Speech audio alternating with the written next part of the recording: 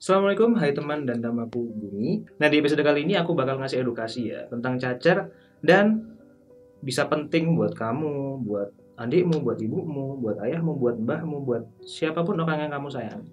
Nah, jadi cacar itu ada dua jenis ya. Jadi ada yang di anak kecil dan juga ada yang di orang tua. Nah, yang di anak kecil itu biasanya dia itu adanya di tengah tubuh, mau di dada, mau di punggung, terus kemudian sama di wajah juga bisa. Dan biasanya kalau di tangan kaki itu relatif jarang-jarang dan relatif sedikit. Nah, sedangkan kalau di orang tua itu biasanya bintil-bintilnya itu bergerombol dan di satu sisi. Jadi beda antara orang tua mbah-mbah gitu sama cacarnya di anak-anak. Dan biasanya kalau di orang tua atau di mbah-mbah itu terjadinya cacarnya ini terjadi karena dulu pas anak kecil tuh biasanya sudah pernah kena gitu. Jadi kayak semacam kena lagi gitu. Ya, jadi cacar itu nggak cuma bintil-bintil aja ya. Sebelum bintil-bintilnya muncul itu bisa ada demam, terus gampang lelah, pegel-pegel gitu ya. Nah, itu bisa terjadi 1 sampai 3 hari sebelum bintilnya muncul. Nah, dari 2 hari sebelum bintilnya keluar sampai bintil terakhir berubah jadi hitam-hitam gitu biasanya, itu orang yang kena itu bisa menularkan ke orang lain terdekatnya. Jadi bisa nularin via droplet ya, jadi via air liur atau via bersin, via pilek, via ngomong dan muncrat. Jadi harus hati-hati dari 2 hari sebelum munculnya bintil sampai bintil terakhir menjadi hitam-hitam gitu, menjadi bekas luka gitu lah intinya ya.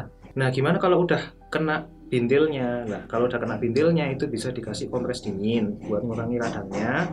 Kemudian juga bisa dikasih salep kalamin atau salep-salep anti gatal lain. Nah, tapi ada juga kasus ya di mana cacar itu nggak cuma bintil-bintil di kulit aja, tapi juga bisa sampai ke lambung, sampai ke hati, sampai ke jantung, paru-paru. Nah, makanya tetap solusi terbaik adalah pergi ke dokter untuk diperiksa barangkali ada cacarnya yang sampai ke situ. Karena tetap ya bagaimanapun juga terapi penyakit yang terbaik itu adalah terapi yang spesifik ke pasiennya. Jadi dokternya tahu pasiennya sehingga terapinya itu bisa pas, nggak berlebihan sehingga efek sampingnya nggak kebanyakan karena obat ya, dan nggak kekurangan sehingga penyakitnya bisa benar-benar sembuh. Nah, perlu diingat bahwa vaksin cacar itu juga ada ya. Nah, kalau rekomendasi dari Ikatan Dokter Anak Indonesia itu minimal sekali divaksin dari umur 12 bulan sampai 18 tahun terserah ya. Kemudian buat ibu-ibu yang mau hamil ataupun sedang hamil, coba diingat lagi dulu udah pernah kena cacar apa belum. Karena kalau kena cacar pas hamil atau sekitaran hamil, sebelum dan setelah hamil gitu, itu bisa sangat berbahaya bagi ibu maupun bagi janin dan juga bagi bayinya.